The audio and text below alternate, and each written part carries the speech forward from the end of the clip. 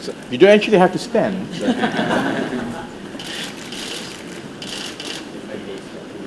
I don't plan to appear to be so underdressed today. It just so happens on Thursday it's Batik Day at the ministry. Nevertheless, it's a pleasure to be here. Malaysia's economic growth in the third quarter of 2022 was the highest in the ASEAN region, as well as when compared to some of the developed nations. This is a positive development, if anything, that is a testimony of, I think, more often than not, the underestimated resilience of our economy.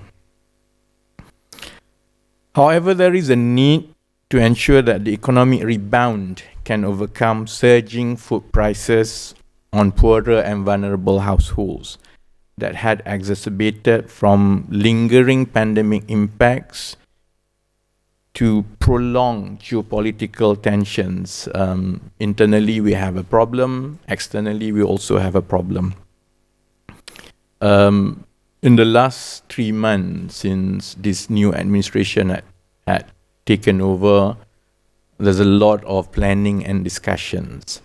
We hope to be able to share in the coming weeks and months of some of the reallocations of resources, be it financially or assets, to make sure that we intervene timely and correctly to make sure that we overcome some of these challenges. Some of it sounds simplistic. We have to balance, for example, our dependency on foreign produce imports. We also have to make sure that there is enough reallocation of resources in the form of investments in upstream agriculture produce that had in the past most probably was not seen to be sexy enough for our economy. In this regard, I hope we will be able to translate the good economic headlines into impacts that can be visibly felt by the common people. After all, that has always been the challenge increasingly, because it's just not about chasing the growth, but making sure that the growth is inclusive and everyone is on board, and whatever the share of the economic pie will equitably be felt by everyone in society.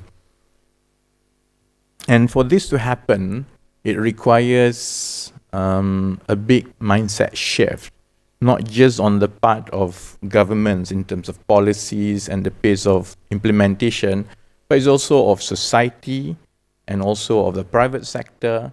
And it will take all of us to go through a lot of changes and to accelerate and embrace these changes for us to be able to not just withstand the challenges, but more importantly, to be able to realize a lot of unfulfilled potentials in this country.